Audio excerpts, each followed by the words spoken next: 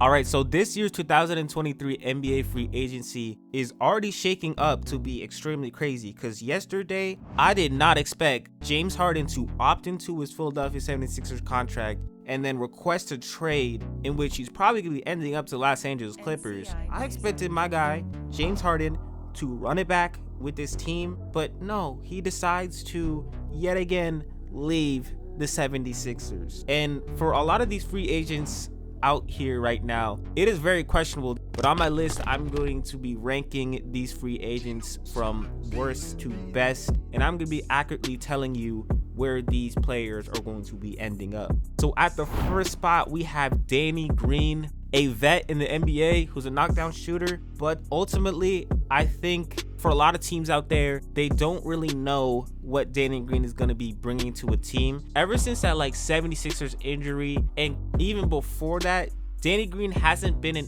that much of a efficient player. And I think ultimately Danny Green will be re-signing with the Cleveland Cavaliers. Now for that team, they're a young team and they could use Danny Green. I think that's probably the best situation out there for him. So I think he stays with that team. And at the next spot, we have Georges Niang. I think he will probably re-sign with the Philadelphia 76ers. He's kind of one of those players that at sometimes he's playing really good and then sometimes he's playing really, really bad. Like I'm talking garbage bad. But at the same time, really looking at things, the 76ers really need a player like him because when he's really good, he's knocking down some shots. And for him to just go to the Houston Rockets, I would say that I just really don't see that happening. I think he re-signs with the Philadelphia 76ers. The 76ers as a team, they like him. So ultimately, I think he re-signs with that team. At the next up spot, we have Patrick Beverley with the Chicago Bulls. I think he will re-sign with the Chicago Bulls.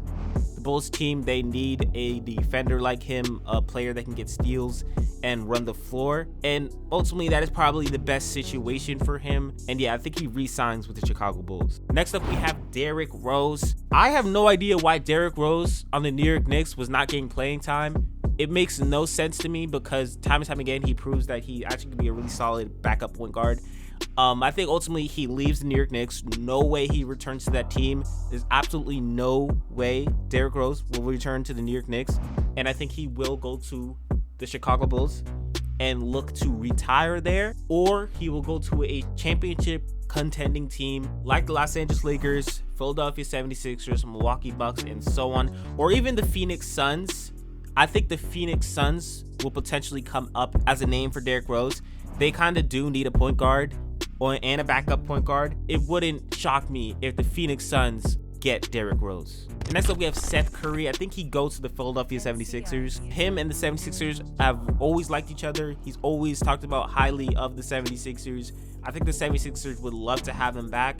That Maxey and Seth Curry duo was elite. And I think the 76ers will offer him quite a bit of a good deal to get Seth Curry back on the team. One of the best three-point shooters in the NBA right now. Next up, we have Donte DiVincenzo. I think he goes back to the Golden State Warriors. The Warriors would love to have him back, a pretty good spot-up shooter. And I think Donte DiVincenzo, even though we're having a lot of different smoke screens out there, I think he would love to be on the Golden State Warriors again, on a team that is going to be contending with the championship with the addition of Chris Paul. And then next up, we have my guy, D'Angelo Russell. Now, D'Angelo Russell, this is a really tough one because in the postseason, he didn't do that good, and a lot of people were flaming him. But ultimately, D'Angelo Russell, I think for the Los Angeles Lakers, they're viewing it as a sense of keeping their young players with LeBron James getting older. I think there's no way they just decline D'Angelo Russell. And it actually would be crazy because the Los Angeles Lakers, they drafted D'Angelo Russell, they traded him, and then traded for him again. And you're telling me that he just might leave again? Yeah, no, I think D'Angelo Russell will re-sign with the Los Angeles Lakers. Next up, we have Bruce Brown. Now, as of lately, he's been taking a lot of meetings for a lot of different teams, which is flat out just crazy to me because his head coach literally promised that he would get him back. So, wow, that is just crazy. I mean, get your bag, I guess, but come on now. I think he will re-sign with the Denver Nuggets. I think he's doing these lot of different meetings in a sense to kind of get the Denver Nuggets to offer him a bigger deal, but they really gotta re-sign Bruce Brown. Like, he flat out helped them to a championship. Obviously Nikola Jokic, obviously Jamal Murray's on the team, but Bruce Brown was one of those guys that really helped him out. So I think he will re-sign with the Denver Nuggets. Next up, we have Russell Westbrook. He is re-signing with Los Angeles because I don't think there is any other team right now in the NBA that can use Russell Westbrook. He's fallen to a backup point guard at sometimes, starting point guard. But even, starting point guard for that team, I think for that situation, it's best for him. Any other team in the NBA, he will 100% be a backup point guard. So for him, he would get his money and he would return. Next up, we have Kyle Kuzma. Now, for some reason, a lot of people think that Kyle Kuzma would sign with a different team like the Houston Rockets. I personally don't see that happening. I think the Washington Wizards would like to keep all the young players. I think the Wizards offer him a big contract, even though for a lot of people, they're saying that he's not that efficient of a player, whatever. He has a lot of potential. I don't think the Washington Wizards are just gonna let him go. It doesn't make sense to me. Now, they did trade Porzingis and everything, but Kyle Kuzma, for me, I think they solidified him as their main guy. I think Kyle Kuzma is going to be the Washington Wizards' main guy with Jordan Poole at the 2 spot.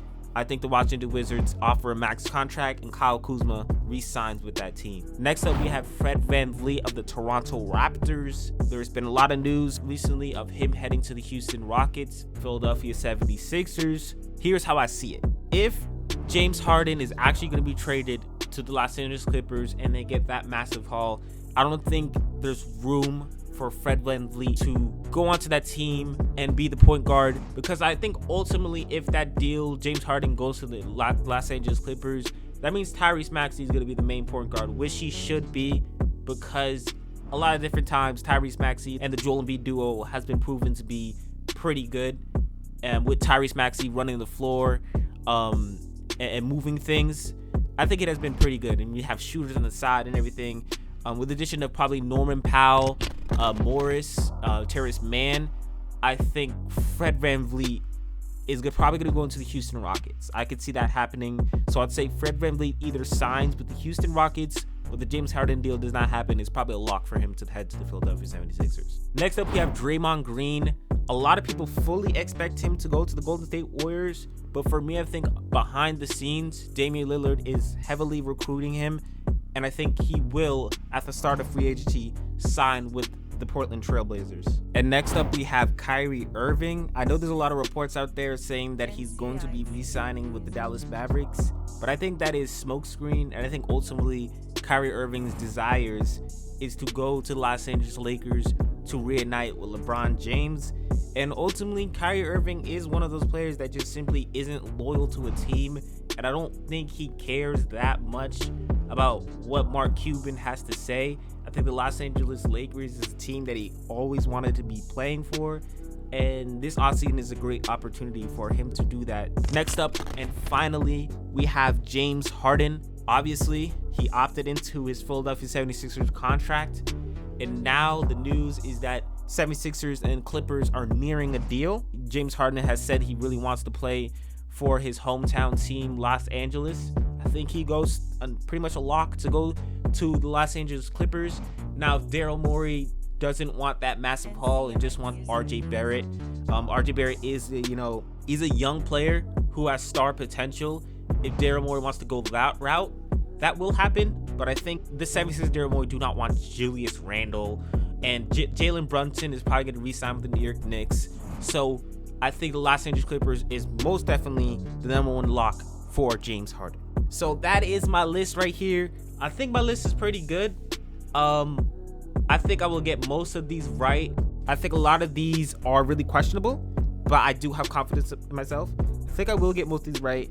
Like I said, a lot of these are very questionable. Only ones that are not questionable is Russell Westbrook and James Harden. Russell Westbrook, James Harden, and probably Bruce Brown. But with that being said, I think that's gonna wrap up things with this video. Do not forget to like and subscribe and turn on post notifications. Subscribe for a cookie, and I will deliver that to you in the USPS. It's your boy Josh Triarch, and I'm out.